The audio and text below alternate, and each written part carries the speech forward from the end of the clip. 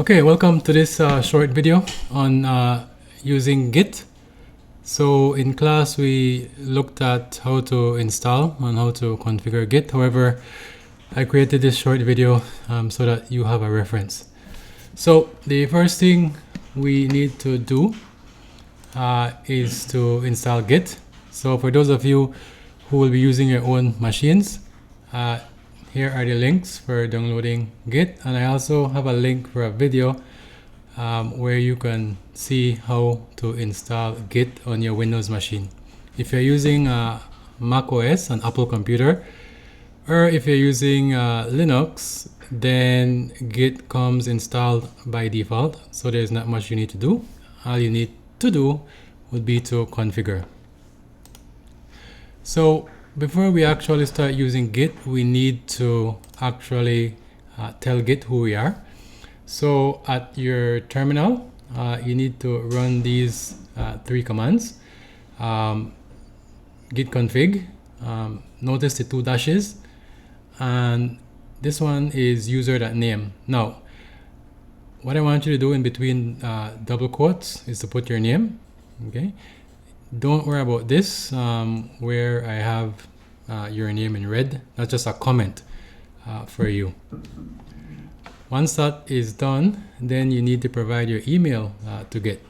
And again, it follows the same format, except this time you put your email, and I want you to provide your UB email when you do this, right? And finally, we need to set the name of the primary branch.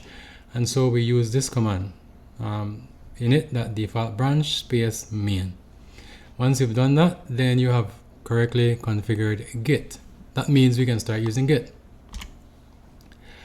Okay, so in class we created a simple hello world, and we looked at how to actually use Git with that program. So I will do that again here in this video. So let me switch over to Visual Studio Code. And you notice I have my folder. I'm calling it Hello Git, and I'm just going to create a simple Hello World program in C++. Okay, so let's just make this quick.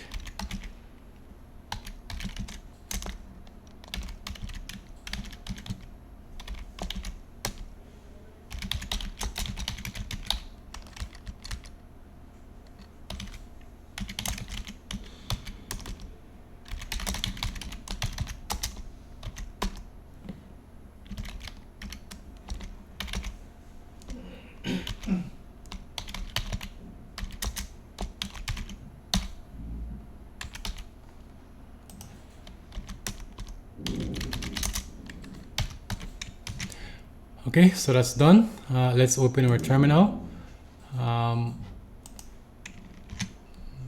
Right, and let's compile this program. So G++ and hello.cpp. Let's cross our fingers that it works. Great, it does. And so now let's execute it. So a.out. Okay, so our program works. So what we need to do now is to actually put it under version control. So the first thing we would do, okay, is to issue this command. So git init. All right. All right. So I'm going to say at the terminal git init, and notice the output that is shown. All right. It tells me that an empty Git repository was created. And notice I issued these commands while I was still inside my program, inside my folder. All right, good. Now, once that's done, then we need to actually add this hello.cpp file. Okay, we're not going to add this file here, so let me just delete this. Right? We don't add the executable program. We just add the source. So now I'm going to say git add space full stop. The full stop simply means add everything that is inside the hello Git folder. When I do that, I should get back the prompt. And so now I can go ahead and make my first commit. In other words, my first save. So git commit -m, and I need to provide a message. Let's just say initial commit. Okay, and notice that Git will tell me a bit of summary about what I just did. So it's telling me that I added 8 lines of code, and this was the name of the file. Whenever you see a plus, it means code was inserted. Now, once we've done that, then let's go back to the instructions. All right, so we've done this. Let's move on. All right, so now let's look at how would we make changes to our code. So whenever we want to make change to our code, we don't just start changing the code. We have to first create a new branch. All right, so to create a new branch, we will use this command. Okay, and when I have new feature here, it's just a name. You can use whatever name you want, but for this example, I'm going to use new feature. So let's switch back. Right, and now I'm going to say git checkout -b. You must remember to use the -b and provide a name. So new feature. Again, this name could be anything. No spaces, of course. All right, and it's telling me that we have switched to a new branch. Now, let's go ahead and add some code. So we're going to come back here and we're going to add another line. So let's say where is the where's the cup? Okay, good. Let's save that. Okay, good. Let's save that. And so what I can do, let's try running it just to make sure. Let's just compile and let's run. Okay, so hello Git, where's my cup? Good, so that looks nice. Let me delete this. All right, so we've added a new line. Now, what I'm going to do is to repeat the steps I did earlier, which is to say git add. Okay, and now I'm going to say git commit a new message, added a new line of code. Okay, now it's telling me that I made one insertion, which is correct, right? I actually wrote a line on line 6. Great. So this is what I want to show you. The real use of Git allows me to separate the code that I am working on from the code that I have already worked on. So what I'm going to do is to actually show you how we can switch from one branch to the next. So what do I mean by that? Well, if you notice here, the original code I wrote, well, it's not this. It was the code that only had this.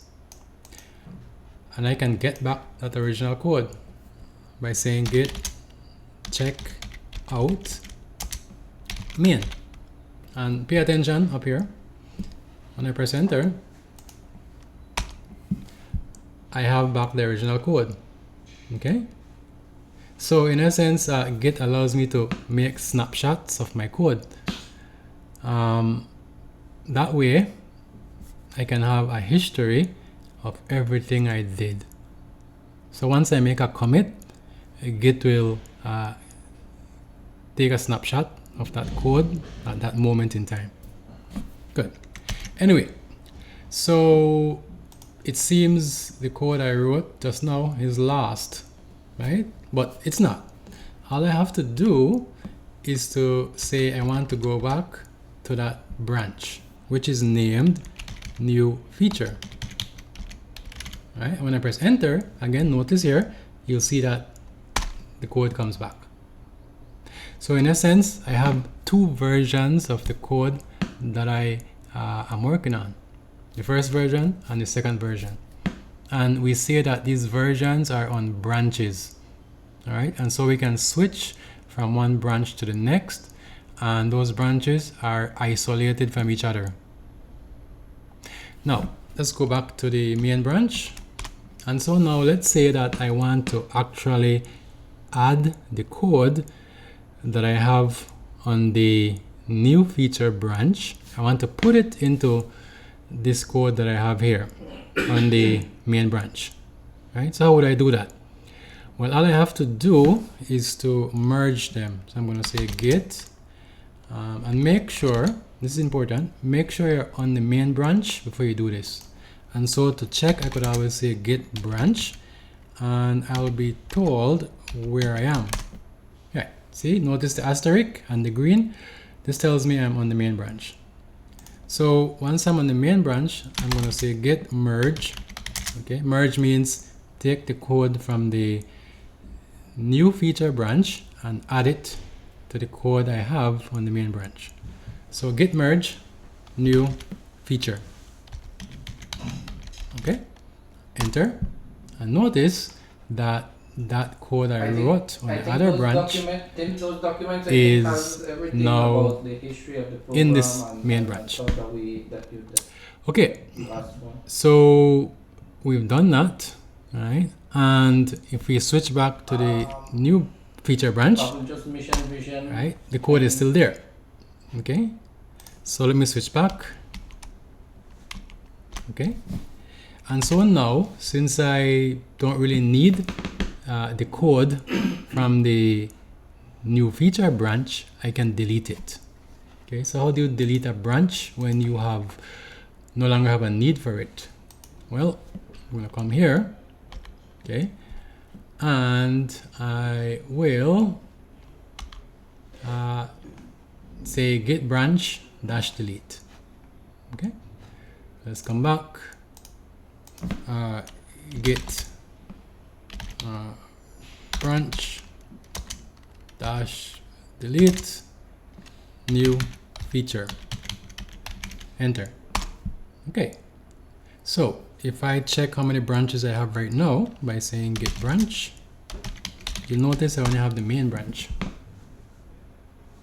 All right. Now, another command that I want you to know about is how to see the list of commits that you have. So every time you say git commit, that is recorded. So if I say git log, okay, log means history. Let's put it on one line, right? And you'll notice that it shows me that I did two commits. The first one was initial commit, and the one at the top, which is the most recent one, was added a new line of code. Of course, if I wanted to see this in reverse order, I could say dash dash reverse.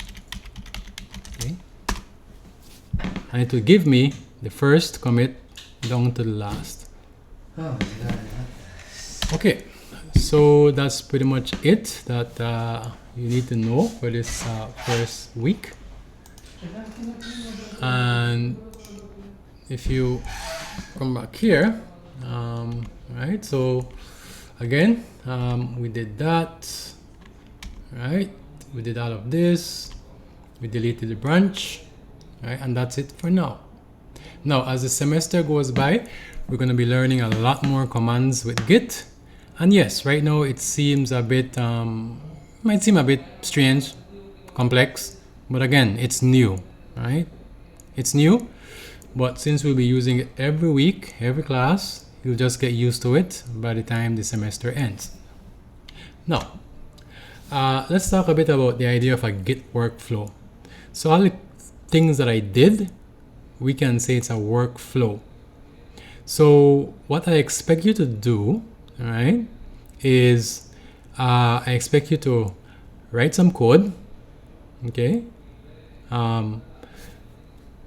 Obviously, after you've written that code, you're gonna commit it, And for every new code that you write, you're going to write that code on a new branch.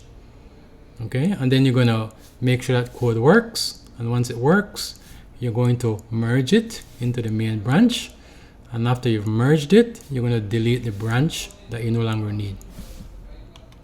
And finally, a list of commands that we should know by now. Git branch, git checkout, git add, git commit, git checking out. Alright, so notice the difference between this one and this one. So this -b means you're trying to create a new branch. While if the -b is not there, it means you just want to switch from one branch to the next. Now, when you want to merge two branches, obviously you need to make sure you're on the main branch before you merge. And you can always check to see if the merge was successful by using --merge. And then of course you can delete a branch. Git init allows us to create a new repository. Git status allows us to see the state of our work.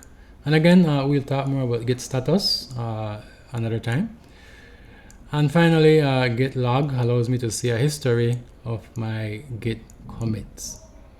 So these are the commands that we'll be using 80% of the time. And again, as the semester goes by, we're going to be learning a lot more commands as it pertains to Git. And then around week 8, we're going to start saving our work to GitHub. And so I'll show you how you can use Git commands to actually send your work to your GitHub account. Okay, so that's it for now. I'll see you in some other video.